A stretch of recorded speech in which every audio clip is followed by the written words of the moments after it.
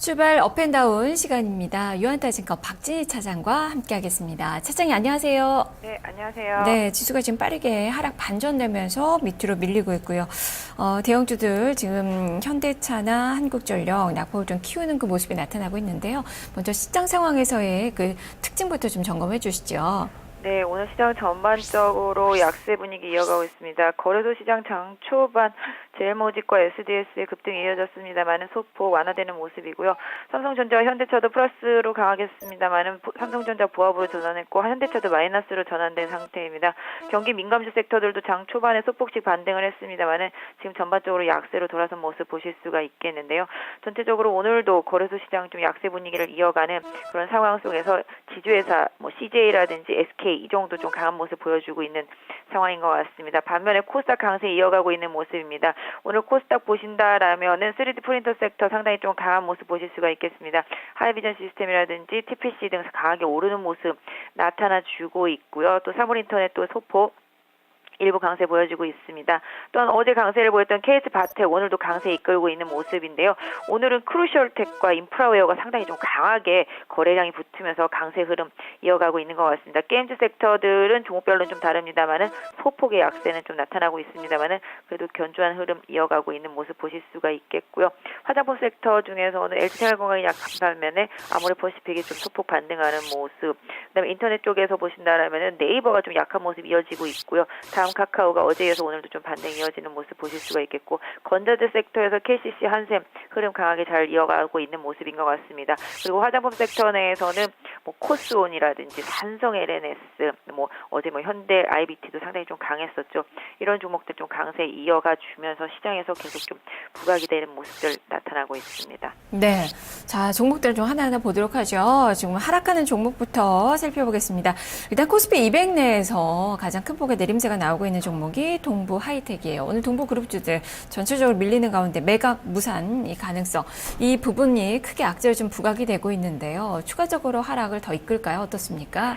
네, 동부 하이텍 그동안 매각 기대감에 상당히 주가도 견조했었는데요. 오늘 매각이 좀 무산될 수 있다라는 소식이 전해지면서 이 부분이 좀 약세로 진행이 되고 있는 것 같습니다. 우선 협상자 지위를 반납한 IA 컨소시엄 때문인데요. 지금 현재 동부 하이텍을 비롯해서 동부그룹주들 전반적으로 좀 약세를 보여주고 있습니다. 동부 하이텍 같은 경우는 기술적으로 지난 8월 달부터 급등을 한 상태였었는데요. 그 당시 좀 급등하면서 좀 갭이 발생된 부분이 지금 메워지고 있습니다. 약 한 4,200원가량 정도대의 지지대가 형성이 되어 있기 때문에 현재 보유하신 분들은 그 부분 좀 염두에 두시면 좋을 것 같고요. 오늘 신규 매수를 노리시는 분들이라면은 지금 반도체 섹터 전반적으로 흐름이 좋기 때문에 동부 하이텍 좀 매각은 무산됐지만 오히려 새로운 협상자를 찾을 수도 있기 때문에 지금 현재 주가에서부터는 다시 한번 관심 갖고 지켜보실 필요가 있는 가격대에 진입한 것으로 보여지고 있습니다. 네. 자, 그리고 호텔신라도 좀 보죠. 이 신의 면세점 신규 허용에 대한 그 우려 때문인 것 같은데 지금 반등하나 싶다가 지금 사흘째 내리막을 또 걷고 있습니다. 자, 이 종목은 어떻게 볼까요? 네, 호텔신라 같은 경우도 다들 아시겠습니다만 신의 면세점 허용과 관련해서 이미 10만 원대에서부터 그 뉴스 때문에 주가 많이 빠졌었죠. 그럼에도 불구하고 또 한 번 이슈가 나오면서 다시 밀리는 모습인데요. 일단 오히려 시내 면세점 한 곳 허용보다는 경복궁 근처에 새로운 호텔이 들어서지 않는다라는 점이 오히려 호텔신라한테는 조금 더 호재적인 것 같은데 그런 부분이 좀 먹히지 않고 있는 모습입니다. 일단 면세점이 새로 생긴다 하더라도 호텔신라의 그런 매출에 일정 부분 영향은 줄 수 있겠습니다만은 그런 부분들이 전체적인 매출에 강하게 어필하기보다는 오히려 늘어나는 만큼 요커들이라든지 해외 이제 관광객들이 늘어나는 만큼 이런 부분들을 나눠서 갖는다는 점에서 본다면 크게 매출에는 큰 부담은 없을 것 같은데 일단 지금 현재 상태로만 놓고 기술적으로 분석해 드린다라면은 약 한 89,000원 정도 강한 지지 라인으로 형성되어 있습니다. 그래서 이 가격대 강하게 이탈하지 않는다라면은 보유하신 분들은 보유하실 필요가 있겠고요. 단기적으로 트레이딩 하시는 분들이라면은 9만 원 선에 좀 지지선을 확인하시는 게 좀 좋겠죠. 그래서 중기적인 전략 차원에서는 호텔신라를 계속 관심 있게 보실 필요가 있겠지만 단기적으로는 좀 변동성이 있는 상태라는 점도 좀 염두에 두실 필요가 있겠습니다. 네. 자, 오랜만에 또 현대글로비스도 한번 점검해 볼까요? 지금 1%가량 밀리고 있습니다. 어제 3% 넘게 강한 시세가 좀 나왔고, 좀 헷갈리는 종목이에요. 외국인은 팔고 있고, 기관도 꾸준하게 사고 있고, 실적에 대한 기대감도 볼 수 있는 종목인 것 같은데, 주가는 또 못 가고. 자, 어떻게 봐야 될까요? 네, 오늘 현대차 그룹주 전체적으로 약한 분위기입니다. 현대차, 기아차 약세 전환된 상태고요. 현대글로비스, 현대모비스 모두 약한 모습 보여주고 있습니다.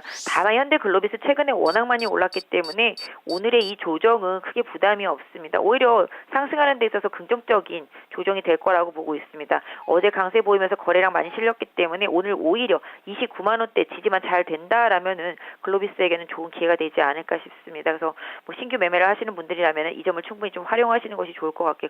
손절은 28만 5천 원 정도 이탈로 좀 잡아보시면 답이 되지 않을까 싶습니다. 뭐 그 이후에 제메스 포인트는 한 28만 원 정도가 되겠죠. 짧지만 일단은 현대글로비스, 현대그룹 내에서 지지사 역할을 해주고 있기 때문에 전체적으로 최근에 삼성전자가 제일모직과 SDS로 자극받았던 점을 감안한다라면 글로비스에 대한 기관의 관심도는 앞으로도 꾸준히 좀 증대되지 않을까 생각이 되고 있습니다. 네. 자, 코스닥 시장에서는 지금 서울 반도체가 시총 상위주 중에서는 눈에 띄네요. 주가가 한 2%가량 밀리고 있습니다. 올 한 해 코스닥은 오름세를 좀 펼쳤는데 이 서울 반도체는 상당히 좀 부진했는데 지금도 마지막 날 주가가 하락을 하고 있네요. 자, 이 종목은 어떻게 봐야 되겠습니까? 네, 서울 반도체도 최근에 급등했기 때문에 당연히 조정이 나올 수 있는 자리입니다. 18,000원 부근부터 급등한 상태였었기 때문에요. 지금 조정이 나오고 있습니다. 지금 현재 조정 나쁘지 않고요. 오히려 2만 원권 아래서는 한번 서울 반도체의 중장기적인 전략 측면에서 본다라면 접근해 보실 수 있는 위치가 아닌가라고 보여지고 있는데요. 이 종목 좀 아까 19,800원을 찍었습니다. 이 가격대 강하게 이탈하지 않는다면 오히려 좀 분할 접근 유리해 보이는 시점이라고 보여지고 있고요. 중국에서 뭐 아시다시피 뭐 LED 조명 쪽에 이제 보조금을 안 준다라는 그런 이슈가 나오면서 서울반도체 강하게 올랐었고 다른 LED 관련주들도 좀 많이 올랐었는데요. 일단 서울반도체는 지수를 좀 이끌 수 있다라는 측면에서 봐주신다라면은 아까 말씀드린 대로 2만 원을 기준점으로 해서 꾸준히 관심을 갖고 좀 보실 필요가 있지 않겠나 싶고요. 최근에 조금 외국인 수급은 좋지 않았습니다만은 뭐 기관 수급이라든지 여러 면에 있어서 주가가 바닥권을 알리고 있기 때문에 이런 부분들이 가격적인 메리트로 매수세를 좀 이끌고 있는 게 아닌가 보여지고 있고요. 오늘의 조정은 오히려 좀 긍정적인 면에서 바라봐 주시면 좋을 것 같습니다. 네, 오히려 기회가 될 수 있는 그런 조정이다라는 말씀이시네요.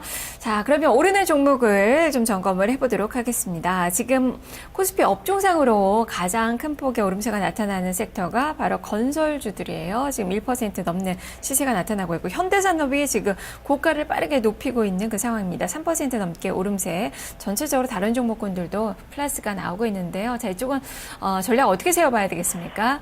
네, 중소형 건설주들이 좀 강한 모습을 보여주고 있습니다.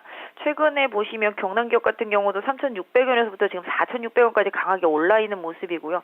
현대산업도 오늘 지금 강하게 올라 있는 모습입니다. 최근에 뭐 42,000원대 저항을 돌파는 못했습니다만은 바닥권에서 올라오고 있는 모습들이 나타나고 있습니다. 다만 건설 섹터들이 내수 건설 섹터들은 조금씩 살아나는 반면에 해외 건설주들이 아직까지 좀 힘을 강하게 못 쓰고 있습니다. 현대건설이라든지 대우건설, GS건설 등은 소폭의 상승세 흐름만 유지가 되고 있는 상태인데요. 건설 3법이 통과됐음에도 불구하고 시장에서 유가 하락이 이들에게 기회를 제공하지 못하고 있는 것 같습니다. 대형 건설사들 같은 경우는 유가와 방향성을 좀 같이 봐주시면 좋을 것 같고요. 내수형 건설 섹터들은 건설 3법에 어느 정도 영향을 받았다고 보여지고 있는데요. 오히려 단기 급등에 대한 부담감은 내수 섹터 건설주들은 조금 일정 부분 좀 나타날 수 있는 시점이기 때문에 주가 흐름을 좀 더 체크를 해보셔야 될 것 같은데요. 현대산업을 기준으로 본다라면은 지금 상태에서는 강하게 39,000원 정도 깨지 않고 이탈하지 않는다라면은 일단은 좀 보유를 해보실 수 있지 않을까 싶고요. 경남기업 같은 경우도 단기에 워낙 올라서 지금 4,000원 선에 좀 4,800원 부근, 4,700원 부근에서 좀 저항을 받고 있다라는 점 염두에 두시면 일단 지지선은 한 4,300~400원 정도에 좀 설정해 볼 수 있지 않을까 싶습니다. 그래서 개별 성향의 건설주 급등한 것들은 조금 더 리스크 관리 쪽 봐주시고요. 대형 해외 건설사들은 유가의 방향성 체크하시면서 보시는 게 좋을 것 같습니다. 네, 오늘 지수자 쪽도 괜찮아요. 지금 CJ, SK 이런 종목군들 1에서 2% 정도 수익률이 나오고 있는데요. 이쪽의 전략도 간단하게 짚어주시죠. 네, 지금 대부분의 지주회사들 최근에 뭐 SK CNC도 워낙 좋았고요. SK도 지금 올라오고 있는 상태, CJ도 선조정을 강하게 받았기 때문에 지금 위치가 괜찮습니다. 오히려 SK나 CJ나 이런 지주회사들은 저점에서 한번 접근해 보실 수 있는 가격대가 아닌가 생각이 되고 있는데요. 일단 대형주 뭐 위주에서 그다음에 지금 환율이라든지 여러 가지 대외 변수 감안한다면 내수주 쪽에서의 한번 흐름 한번 계산해 본다라면은 선조정 받았던 지주회사들 한번 지금 한 저점에서 분할 매수 쪽으로는 한번 접근해 보실 수 있는 가격대가 아닌가 생각이 되고 있습니다. 네, 자, 그리고 개별주 중에서 지금 인프라예요. 최근에 이 IT 섹터, 코스닥의 IT 섹터가 좀 많이 움직이는 가운데 오늘도 이런 움직임이 좀 강하게 펼쳐지고 있는데요. 인프라웨어도 4.5% 정도 수익률이 나오고 있습니다. 그동안 많이 떨어졌던 종목인데 접근 가능하겠습니까? 네, 지금 최근에 코스닥 IT 부품 섹터, 장비 섹터, 반도체 관련주들 다 많이 오르고 있죠. 계속 순환매 돌고 있습니다. 그래서 부품주들도 최근에 모바일 부품주들 워낙 많이 빠졌던 PCB 섹터 중심으로 해서 많이 올라왔고, 뭐 아모텍 같은 경우도 상당히 많이 올라 있던 상태인데요.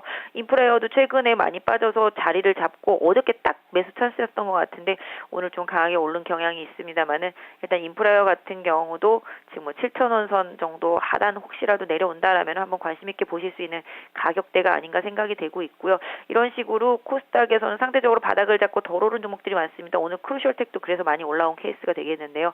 일단 인프라웨어만 놓고 본다라면은 사실 코스닥의 IT 부품주들이라든지 뭐 인프라는 부품이라기보다는 프로그램 쪽이라고 볼 수 있겠는데요. 이런 쪽에서 본다라면은 일단 가격적인 메리트가 동반된다라는 점을 가장 큰 메리트로 보시면서 오히려 좀 4분기 실적이 나오기 전까지는 계속적으로 IT 부품 장비 섹터들은 계속 순환매 대응을 하실 수 있지 않을까. 그래서 일단 인프라웨어도 오히려 조금 밀린다라면 한번 단기적으로는 좀 기회를 잡아보시는 것도 답이 되지 않을까 싶고요. 반도체 장비 섹터들은 계속 강조를 해드린 대로 긍정적으로 계속 보시면 좋을 것 같습니다. 네, 알겠습니다. 말씀 잘 들었습니다. 네, 감사합니다. 네, 지금까지 박진 사장과 함께 출발 업앤다운 살펴봤습니다.